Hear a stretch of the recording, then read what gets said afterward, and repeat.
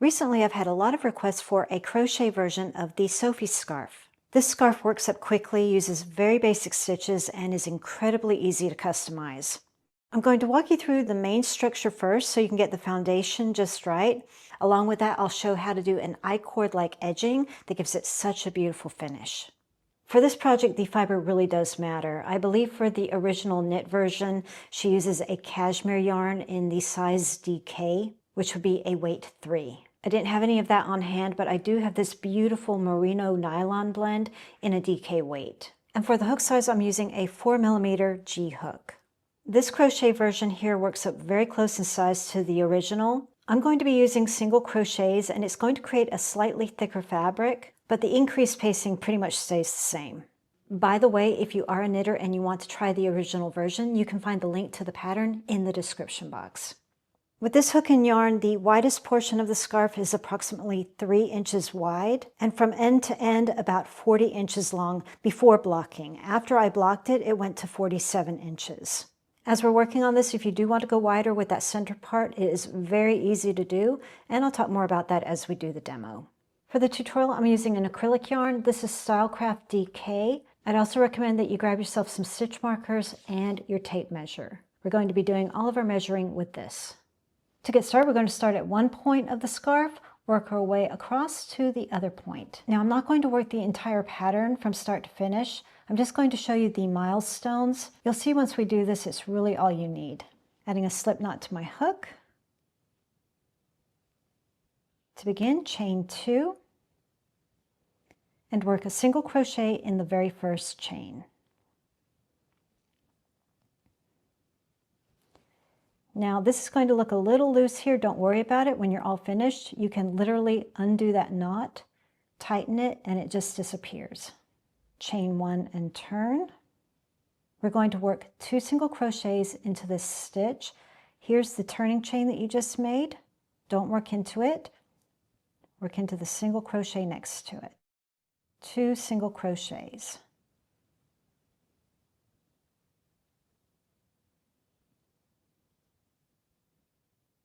Chain 1 and turn.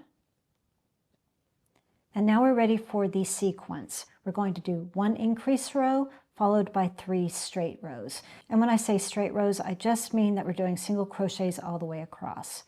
And our increase row is super easy. We're just doing 1 increase for every row. So you're going up by 1 every time you grow. So far we have 2 singles. We're taking it up to 3. Add a single crochet into the very first single. Remember to ignore the chain. There's your first stitch. Work a single crochet. And then an increase in the next stitch. 2 singles.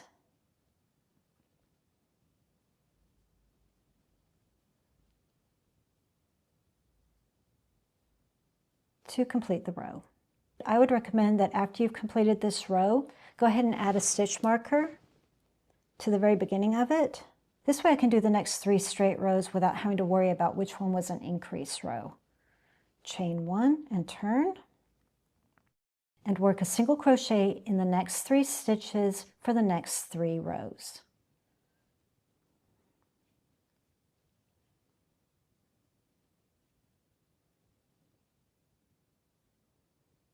And I just work into the stitch with a stitch marker in there. There's 1 row done. Chain 1 and turn.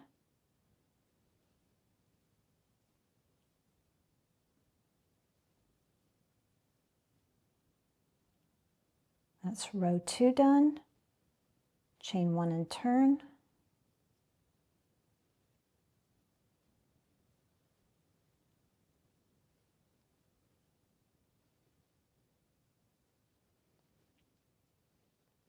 Chain 1 and turn. And now we're ready for the next sequence. We're going from 3 up to 4, so we need to do another increase. And I prefer to do the increase in the middle of the rows. It doesn't really matter where you put the increase, it's just a personal preference. So I'm doing a single. Go ahead and do the increase now. That's 2 singles into the same stitch. And then 1 more single.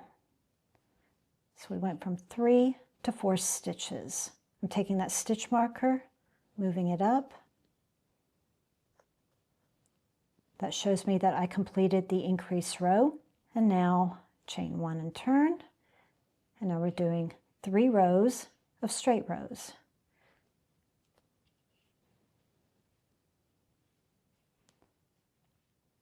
Three rows of 1 single crochet in each stitch across.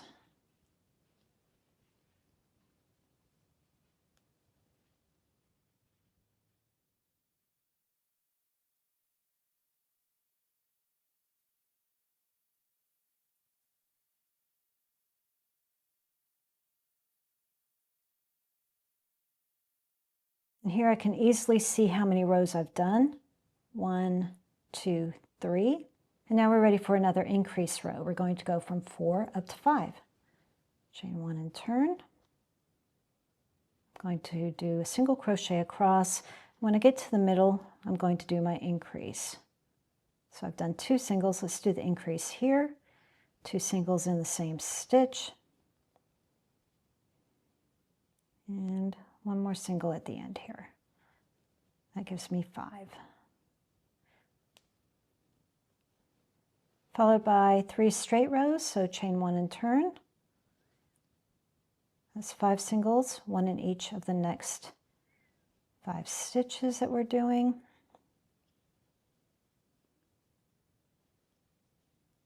And as you can see, super easy. You're just going to keep doing that until you reach the width that you want your widest part of your scarf to be. With my hook and yarn, that was about the 46th row, increasing up to 13 stitches, followed by the 3 straight rows. That was my magic number, 13 stitches. But that may vary for you. At this point, measure how long your tail is, because we're mostly doing this by measurements. When I hit the 3-inch mark, my tail was 10 inches. Jot that number down because it's really important for the math. I did 10 inches for one tail. That means the other tail will also be 10 inches. The finished scarf was 40 inches long before blocking. So that tells me that I need to do 20 more inches to reach that 40-inch mark. And again, I would recommend that you grab yourself a stitch marker just to help you know when you finished and reached the width that you wanted. So for example, with my scarf, I was just measuring from the stitch marker across to measure 20 inches. Chain 1 and turn, and you're just going to work straight rows, meaning single crochets all the way across, row after row, until you reach the mark that you want to reach. I think for mine, I went up to about 132 rows when I reached that 20-inch mark. But I'll have all of that information in the description box below the video and in the PDF when I write it. And then it's time for your decrease rows. And you're doing the same thing you did for the increases, just replacing it with a decrease. I was working with a stitch count of 13. So for this row, I would be decreasing from 13 down to 12. Here I only have 8, so I'm going from 8 to 7. Chain 1 and turn, adding a single crochet.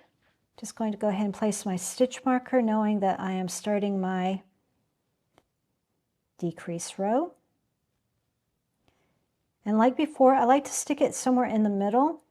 So I'm just going to continue on with single crochets across.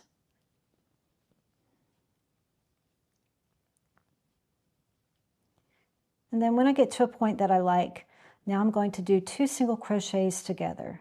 So going into the first stitch, pull the yarn through, go into the next stitch, pull your yarn through. You have 3 loops on your hook, yarn over and pull through all 3. And that's a decrease. And then you're just going to continue on with the rest of the row. So if you started with 13 stitches for your row, you should see 12 now. I should see 7. 1, 2, 3, 4, 5, 6, 7, correct.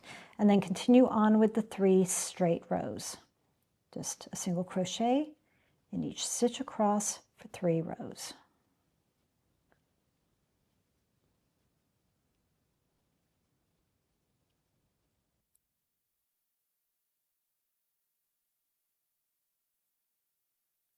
And that's all you're going to do. We're going to chain 1 and turn, back to a decrease row. You're taking your 12 and taking it down to 11 if you're following the pattern. Marking where I'm starting my decrease row, moving to the middle,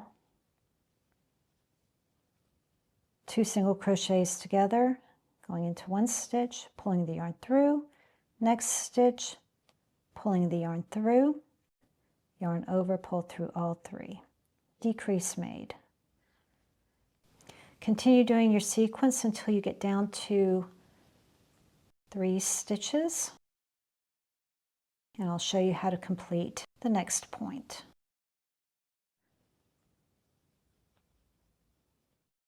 There, I'm down to 3 stitches. After you've decreased to 3, do 3 rows of 3.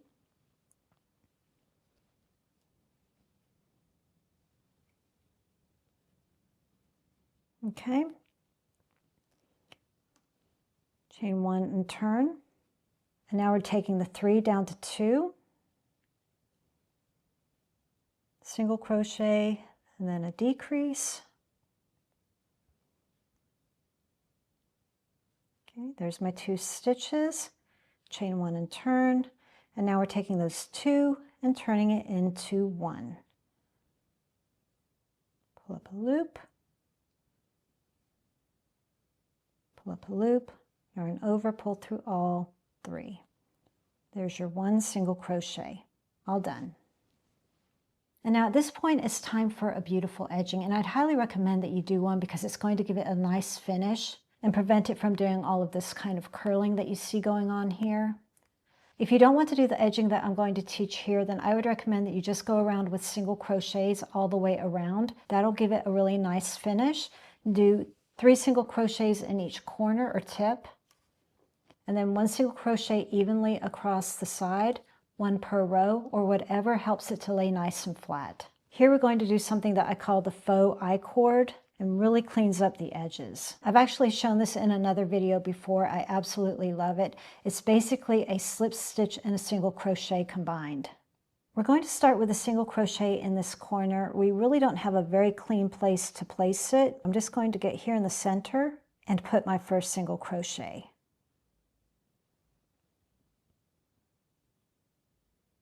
I'd recommend that you add a stitch marker just to know where you began. Working in the same space, we're going to do our very first stitch, which is a slip stitch single crochet. We're going to work into the side leg of the single we just made, and then going back into the same stitch, pull your yarn through. Now you want to keep an eye on your tension here. You don't want to get too tight, which is really easy to do when you get faster with this. Just make sure everything is raised evenly. You're going to pull this yarn through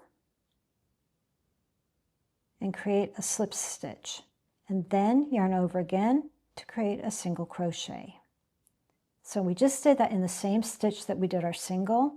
Now we're going to continue on the side, working slip stitch single in each stitch across as evenly as possible. You're trying to do 1 per row. Doesn't have to be perfect, you just want it to be laying nice and flat and looking pleasing to your eye. So going into the sidebar, finding a place to work into, pull up a loop, take that loop, pull it through the one next to it to create a slip stitch, yarn over, pull through 2 to create your single. Sidebar, pull the yarn through, nice tension, slip stitch, single crochet. And you're just going to continue this all the way across.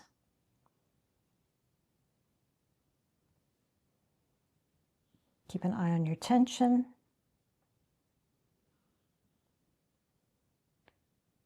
Sidebar, in, slip stitch, single. If you find that sidebar is really hard to work into, then you're making it too tight. Just loosen up your tension a little bit.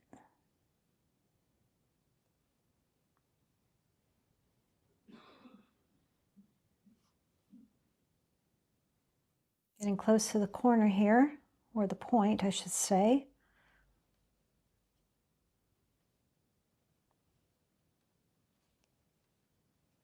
Okay, and we're going to work into this really clear center point here. We can take that knot, actually let's do that now. That's better. Okay, so now we've done that. Let's work into the center point here. We're going to do 3 of these into that space to get around the corner. If it's too bulky for you, you can take it down to 2. Just do whatever looks best to you. There's 1.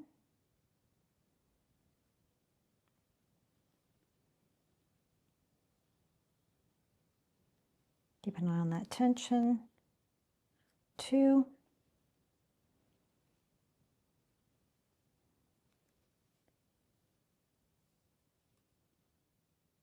3. And now we're going to go across to the next side.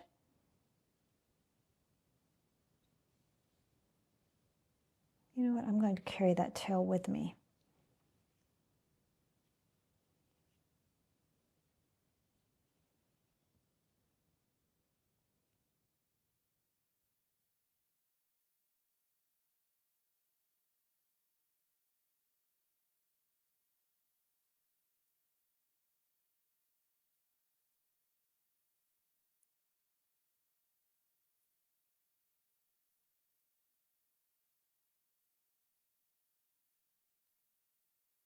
Okay, we've come back to our original corner or point. So we've essentially done a single crochet and the slip stitch single in there already.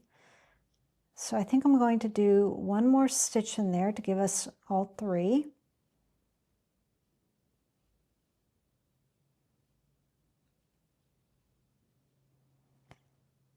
And then pull up a loop, a long loop, and fasten off. I'm going to do an invisible seam or an invisible join. Skipping over that very first single that you made, move over to the next stitch, working under both loops of that top of the stitch. And then into the back of the one you just finished with. Back loop only. If you want that to be a little bit pointier than this, then yeah, I'd recommend that you add another one of those stitches in there. I think it'll make it a little bit pointier for you, but that's basically the method there. And then just weave in your end.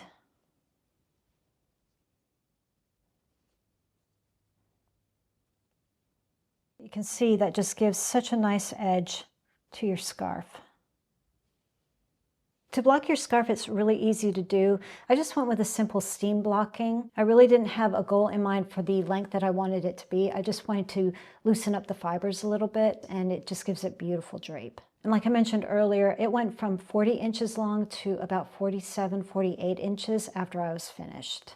As you saw, the shape of the scarf comes from a very simple rhythm, an increase row followed by some straight rows. So let's say you didn't want to do single crochets, you'd rather do half doubles or even double crochets. You can absolutely do that. You just need to change the amount of straight rows that you do following after the increase row. That way you can keep getting that nice gradual increase. So for single crochets, it was an increase with 3 straight rows. For half double crochet, I would recommend that you stick with 3 singles. You can even take it down to 2 if you want. The half double is right there in the middle. So play with both and see what you like best. I would recommend just sticking with 3. And then for the double crochet, you would alternate between an increase row and a straight row. Just go back and forth until you get to the width that you want. And then do your big chunk of straight rows.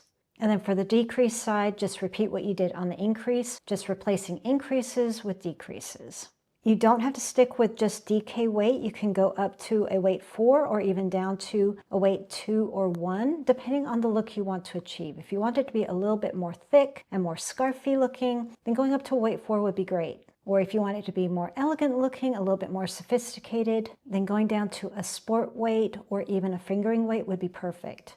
That's a weight 2 or a weight 1. The method for any of these would be the same. You would use your tape measure along with the standard increase method. Go up to the width that you want, make it as long as you want, and then just do the decrease to finish it off. Same method with a lot of options. Well, I hope you enjoyed the video, and if you did, a like is always appreciated. This is a beautiful scarf and so easy to customize into pretty much anything that you'd like. Thanks for watching, and I'll see you in the next one. Hey.